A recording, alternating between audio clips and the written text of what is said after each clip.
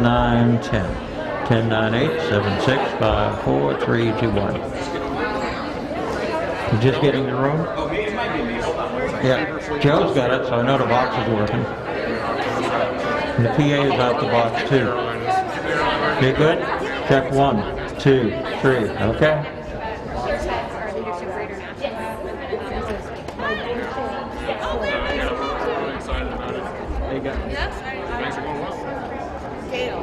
See, I even got my camera set to you. All right, everybody, we're going to get started in just a minute. Could I have all the chamber partners come on up, along with Ted from the airport, of course. We're just going to get everybody assembled. Come on, guys, up here. You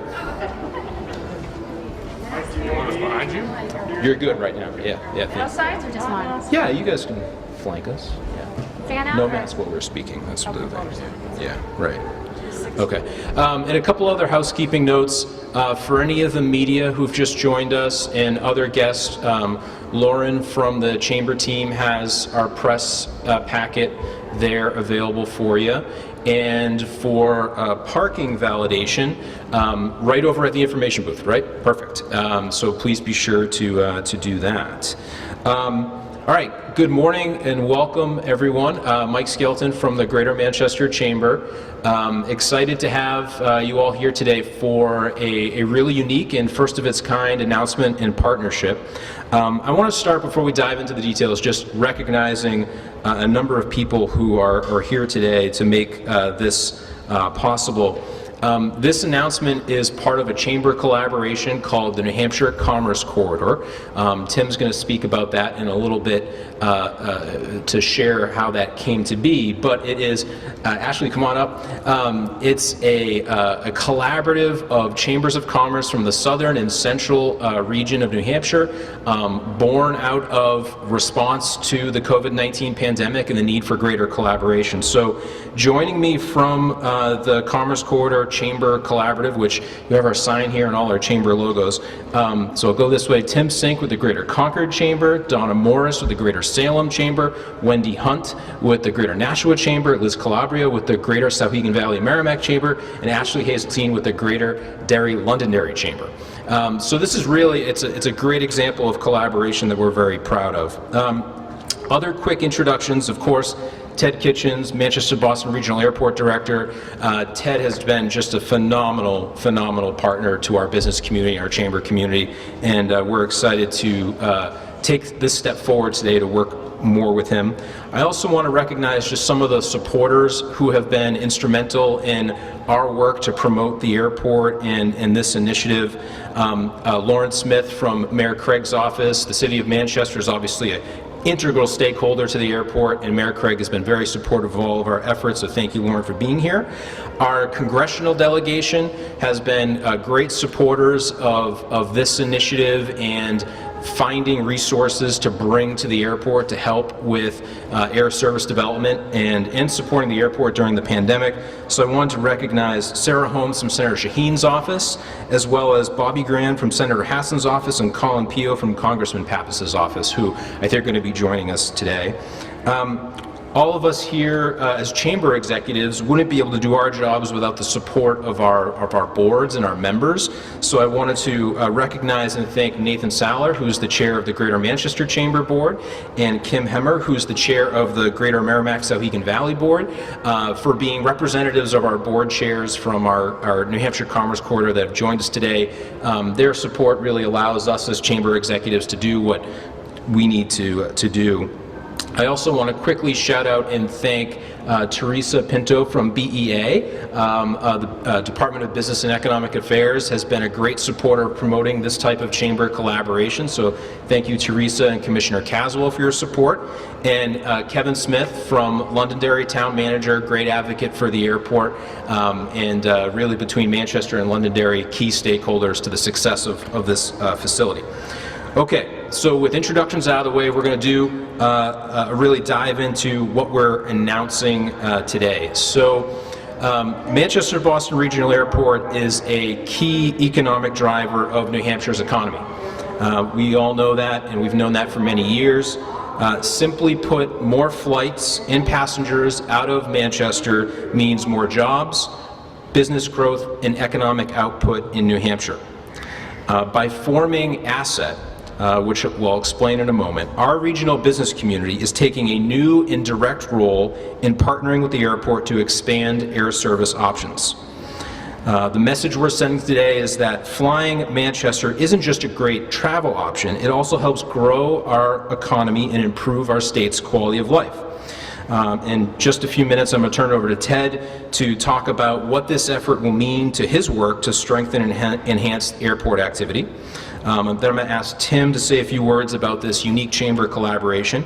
And then Donna is going to share a few words about the economic implications of this work. But the what of what we're here today to share is that these 7 chambers assembled here have formed a new entity called the Air Service Support and Enhancement Team, also what we're referring to as Asset, much easier to say. It is a new 501c3 entity formed by the New Hampshire Commerce Corridor Chambers and business stakeholders. And the mission of this organization is to help expand air service options, both carriers and flights, at Manchester Boston Regional Airport. And this organization will work closely with Ted and his team here to find opportunities of how we can attract more flights, more service here at the airport, because we know what that means to our state in terms of economic development, job growth, economic output. So what will the organization actually do?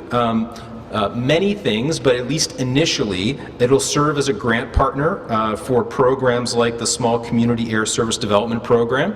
So there are certain grants that the airport is making a very great effort to avail itself of that help provide incentives to new airlines to come in and offer service. Very similar to what our experience with Spirit Airlines has just been. And in executing those grant opportunities, the airport needs a not-for-profit partner driven by the business community to help execute and facilitate those grants. So Asset will serve in that role. We're also going to look to provide incentives to potential carriers in the form of marketing support, station startup costs, or minimum revenue guarantees. And generally, as an organization, we hope to be another voice engaging in marketing and promotional efforts highlighting the economic impact of supporting Manchester Boston Regional Airport, and especially for New Hampshire residents who are constantly making a choice about where to fly out of. As Donna will share in a little bit, there's real significant implications to having more of our New Hampshire residents choose MHT. Is Asset already working? And the answer is yes. Although we've just formally incorporated as a 501c3, Asset was on the record as supporting and lending its name through our chambers to the Spirit Airlines initiative to bring them here, as well as the grant application that the airport filed to provide some marketing support to help the Spirit launch in just about a month. Who is involved with Asset? So the 7 chambers here are really the main drivers of it.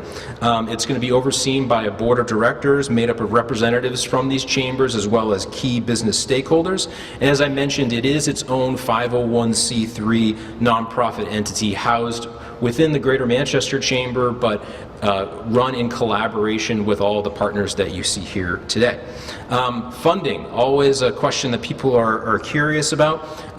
We will be seeking private corporate donations to help fund some of our activities, as well as exploring potential municipal and economic development sources of funding from a variety of sources.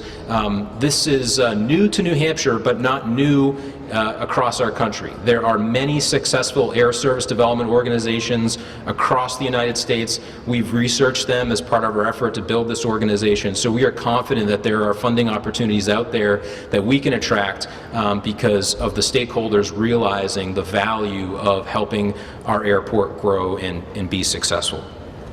So I'm going to start there and turn it over to Ted. And Ted's going to share a little bit more in detail about the airport, his work, and what he sees as the value of Asset going forward. Ted? Thank you, Mike, and I appreciate the opportunity to discuss the importance of the Air Service Support and Enhancement Team to the air service development efforts here at the airport. Historically, the airport has had to discuss the Manchester market without having a clear and compelling voice of the business or of the larger community at our side. We all know that the core mission of the airport is to connect the citizens and businesses of New Hampshire to the global marketplace of ideas, cultures, and commerce. And we all understand, as Mike just mentioned, how important of an economic driver or economic engine the airport is to the state of New Hampshire. Returning the airport to the previous traffic level that we enjoyed in the early 2000s is a core goal of mine and the entire team here at the airport. But it is important to understand that this is a long and very complicated process. The team here has made excellent progress, as I mentioned at the Spirit announcement, over the last 2 years in restructuring our costs and providing a clear economic reason for airlines to choose to be here at Manchester. And as Mike mentioned, this effort is yielding success. In June, we announced the first new airline in close to 2 decades here at the airport with Spirit Airlines. Book now at spirit.com, I have to say that. Tickets are available. But there's more to do, clearly. We all want all of our airlines to grow and expand their footprint here out of Manchester, and we also want to continue to recruit and attract new airlines to provide a robust, competitive environment that provides equitable and inclusive access to the marketplace of ideas. It is common practice, as Mike said, for communities to have consortiums like the Asset to assist their airports. Some are led by chambers, others are led by economic development or industrial development authorities, some are led by Convention and Visitors Bureau. Some have names like the Asset, others do not. Some have branding, some do not. But all consortiums provide a critical extension to their local airport staff in representing the needs and voices of the business community. Air service is an extremely competitive game. I liken it to playing chess on a 3-dimensional board. Multiple players, airlines, airports, global geopolitical forces like the pandemic, all making simultaneous moves that cause the playing field to continually shift and morph. Communities across the country are vying for the same air service. And for far too long, the airport has not had a partner by our side, so we have been at a disadvantage when it comes to other communities at the air service development table. The development of the Asset puts the airport on a more level playing field with other communities and represents a critical tool in our air service development toolbox. This is truly a historic day for the city, for the state, and for the airport, and we look forward to partnering with the Asset and Mike and his team as we move forward to the shared goal of restoring lost air service and restoring the lost economic impact to the state. Thank you, and thank you, Mike, for your partnership. All right, I'm going to hand it over to Tim Sink from the Greater Concord Chamber. Thank you, Mike. As Chambers of Commerce, we are in the business of being optimists. So one thing good that came out of the pandemic was much greater collaboration between Chambers of Commerce throughout the state. And this led to the formation of the Commerce Corridor. We partnered with Business and Economic Affairs at the beginning of the pandemic and came up with a strategy between the 7 chambers in terms of helping our businesses survive the pandemic through access to funding, maximization of loan forgiveness, safety protocols. We informed visitors to the state in terms of what was expected and what those protocols were. We did some marketing in other states at the time, so it was a great experiment for us. This was fortuitous in terms of creating this entity that now can get involved in other economic development initiatives. So the match with the airport, the creation of Asset, and partnering together to keep a very strong economic engine to become stronger within the state just made perfect sense. So we're really excited about this economic opportunity. It's really a wonderful thing with the chambers throughout the state, and we look forward to other initiatives like this. So you'll see more of the Commerce Corridor as we go forward. So thank you very much. Thanks, Tim. All right, and I'm going to now invite up Donna Morris from the Greater Salem Chamber to talk about economic implications of some of the work that we're going to be trying to do. Good morning, everyone, and thank you for coming out today. As mentioned, my name is Donna Morris, and I serve as the president of the Greater Salem Chamber of Commerce, and that's something I'm very proud of. But today, I'm actually a little humbled as to why I was called on to speak to you, and you'll hear about that in just a few moments. So let's start with a little data. In 2019, residents that live in the airport catchment area generated $32 million in aviation ticket taxes. That's a pretty impressive number. The aviation ticket tax funds the airport improvement program and the competitive grant program, which we mentioned earlier. Over that same time frame, the Manchester-Boston Regional Airport received less than 15% of that back in the form of grants issued by the FAA. Salem alone generated 36,000 passengers in 2019, but here's the part that stings. 31,000 of those, or 86%, used Boston Logan International Airport instead of our home state airport. Although Salem has the highest percentage of folks heading south, it is certainly not alone. Many communities throughout New Hampshire act similarly, and I just heard from Ted, Manchester's leakage is in the 60% range, so it's not a phenomenon. We're the worst, but the state is, there's a lot of leakage going south to Boston. So why? Why do folks do this? Well, we're human, and we tend to look for things that, when we fly, we look for certain things. We look for price, we look for options, we look for accessibility, we look for amenities and convenience. So Asset was created to help make Manchester-Boston Regional Airport more competitive. By partnering with the airport and in their air service development efforts, Asset will help increase the number of options available to the community. Once these are created, the result will be the reduction of leakage to other airports, and New Hampshire will be able to capture a greater percentage of the funds that we are, as a state, are generating. Ted gave me some numbers to drive this point home. Ted loves his numbers, and I think I heard you squeal, yay! So most of these numbers are dollars, so real dollars. So consider a very quick scenario that he whipped up. If the airport were to hold on to just 50% of the demand that is leaking to other airports, the region, it's estimated that 640 jobs would be created. $28.8 million in labor income would be generated. $71.6 million would be recaptured in additional economic output that's currently going to other states. Rooms and meals taxes, BPT, BET, all which help in the state budgeting process. Further, the airport would see an additional $91 million a year in revenues from concessions, retail, parking, car rental activity. And this would help further reduce airline operating costs and in turn attracting more airline activity. And finally, an additional $5.6 million in FAA grants and local passenger facility charge revenues would be available to the airport. So in closing, the formation of Asset is an exciting development as we organize to support the largest economic engine in our state in their efforts to live free and fly. Okay, I forgot. So we are very lucky to have an amazing Senate President here today, Chuck Morse, who happens to be from Salem. So, Chuck, if you want to say a few words.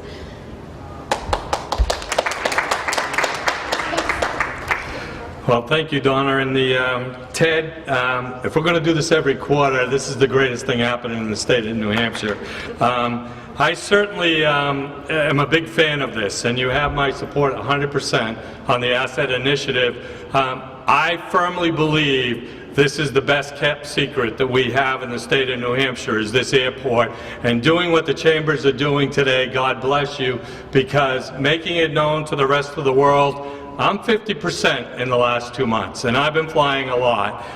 Sunday I dropped Susan off at this airport, so I'm doing my share to go above what's happening in the state, but the reality is we want to get everybody to do that. We believe that New Hampshire has something special here. We've always thought that, Ted.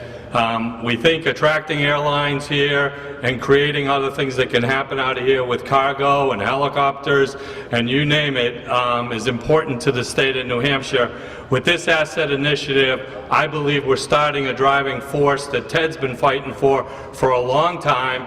I noticed that we're talking about budgets and we're talking about money when you invite the Senate President to a meeting. We're there to support you, we know that. But we're also creating our own initiatives by driving down taxes in New Hampshire, which certainly mean that people want to be here and they do want to have choices in how they fly, so we'll support you in that. Thank you for everything.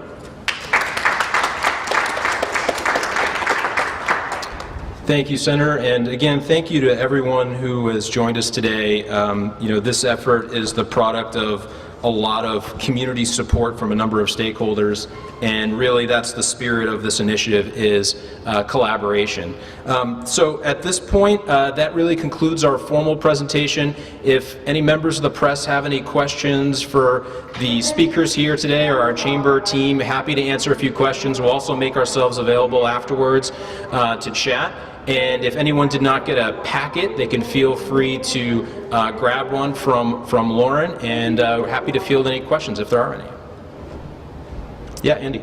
There's a couple of airports in the New Hampshire Commerce Corridor region beyond just MHT. Do you expect to help bring commercial air flight to those airports as well as MHT in the future, or are you just going to focus on MHT? We're just focusing on Manchester Boston Regional Airport. You know, this is the main airport hub for the state and for certainly our region, and this is where the most opportunity is. Yeah, John. Can you explain a little more about your role in Spirit Airlines and what your thoughts are on that? Do you think that's kind of an early success? Yeah. It's really kind of an interesting story in that, you know, Ted first came to us as chambers with this concept, I think it was close to 2 years ago now. And, you know, at that time, it was really just a seed of an idea. You know, we obviously didn't know anything about COVID-19 and what that would do to our economy and to our world, but we kept at it, we kept nurturing that idea. And through that, you know, the air service world changed. And coming out of the pandemic, a air service opportunity emerged quickly that, you know, I know Ted and his team were searching every opportunity for how to boost traffic coming out of the pandemic, and Spirit was a partner that was out there that was interested. And so through that process, Ted can explain more of the technical elements of this, but the airport applied to the Small Community Air Service Development Program, which is a program through the federal government where airports like MHT can apply for grant awards to incentivize new carriers to come in. It's a program that the airport here had never taken advantage of before, but availed itself of, and we weren't quite sure what our level of success would be in year one. But what was unique about the application is that it demonstrated real regional buy-in at that time. You had 7 chambers all weighing in support, the congressional delegation all weighing in support and adding their voice to it. Spirit Airlines itself adding their support to the airport's application. So it was really through that process that I think we realized that this asset concept has legs and it has viability, and that working collaboratively with a number of stakeholders together, we have a real opportunity to approach airlines and make a competitive pitch to them about why they should be operating MHT, and designing incentives that attract and are appealing to them. So it was a success story, I think, early on. We hope in the future, in our, you know, in looking ahead to next steps, that there's going to be more opportunities like that, where assets going to be much more at the forefront of those initial conversations, and then working with Ted to design, you know, what's the right package and what are the right approaches we should be making. You know, I should mention that that partnership between the airport and asset is really critical. It's not necessarily our job to be going out and figuring out what flights to be bringing here. Ted and his team know, you know, what air service options fit with what consumer demand is here. Our job is to then understand that and work with them to figure out what sort of package or incentive or marketing can we do to help make that option a reality. Yeah, go ahead. I think kind of on that note, and maybe this might be better suited for Ted, given that Spirit Airlines was the first major carrier to come in 20 years, what's a realistic goal over the next 6 months to a year to adding new carriers and things of that nature? I'll let Ted chime in on that, but I would say, to echo Tim's point, in the Chamber of Commerce business, we're in the business of being optimists. And so we think there are significant opportunities out there in the you know, post-pandemic, mid-pandemic, whatever you want to call it, environment right now, where there's a lot of air service competition that we can be a player in. So The sky's the limit. That's a good question, and you know, as I said in my remarks, air service is an extremely competitive game. I mean, it's no different than business development, right? And for any company, but instead of having a galaxy of 1,000 different customers or millions if you're in insurance or whatever it may be, we have 10 to choose from, 10 airlines, certificated U.S. flag carriers that we can go choose from, and we got 40% of them here. So that leaves a very small group that communities across the country are all fighting for. It is, like I said, a very competitive game, shifting strategies, but typically once the airline decides that you as an airport are in their strategy, it could take 2 to 3 years before they step up and start operations. The remarkable thing about Spirit is we were able to do that in 2.5 years despite the pandemic. That shows the level of interest that they showed in our community, but also the level of understanding of the size and the magnitude of the problem. We all know in our strategic planning that strength can be a weakness and opportunity can be a threat. Yes, we've seen a decline, but nothing has changed for the negative in this community in terms of generators of demand. Population has increased since 2005 when we were at our peak. Gross regional product has increased. Employment levels have increased. Per capita income has increased. All the determinants of demand are positive. So what was the problem, right? That was the problem that I started researching with the team when I first got in here. And it was our cost structure. I keep going back to that. As boring as it sounds, it was our cost structure. We were pricing ourselves out of consideration set for these airlines. So until we got that under control, we could talk until the cows come home, and they were not going to listen to us. Our job, Tom and Christina's and my job, is to continue to develop those conversations, to have those conversations, nurture those conversations, and get the story of the airport out there, let them know what we're doing, let them know we have partners like the asset at the table, that we're going after small community air service development grants, that we're doing everything we can do to help ourselves before we ask them to come and support us. But once we get that conversation to a certain point, that's when we engage, if necessary, the group like the asset to help come in and accentuate the conversations that we're having with the airlines. I hope that answers your question. John, then Andy. Ted, so, Yeah. I noticed that Delta still has Manchester listed on its website. Is there any hope of getting Delta back? Yeah, I mean, that's to my earlier point, we're still having conversations. We're having conversations with every airline out there that we can have conversations with. You know, I don't think it's anytime soon, based on our conversations that we're having with them. I want to manage those expectations. They're focusing on their core 50 is what they told us, you know, when we last had our conversation. Yeah, and that's a wholly owned subsidiary of Massport, and that's just a function of Massport. You know, the whole Worcester dynamic. But we're still having those conversations. There's still a strong market here for them. We'll welcome them back with open arms. But I think in their eyes, they're probably thinking in a few years, because again, they're working on their core 50 airports. They don't even have Boston back to pre-pandemic levels yet. Until they do that, they're not going to consider an airport like Manchester quite yet. Does Logan have organization comparable to asset? I believe they do. I don't know the exact name of it, but I believe they do. And a question for Mike. Do you expect other nearby chambers of commerce to join this initiative in the future? Well, I think we would welcome additional chamber collaboration.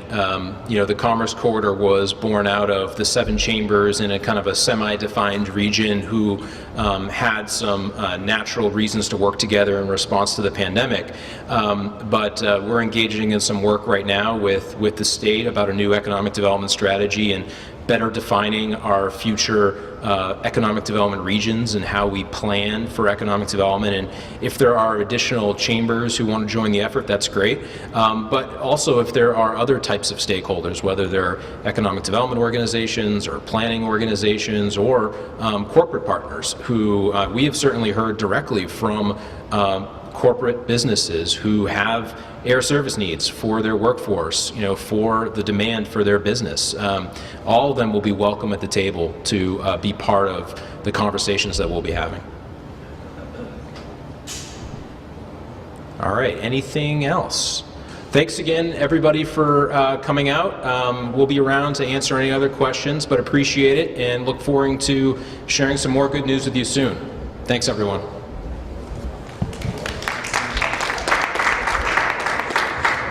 Sure.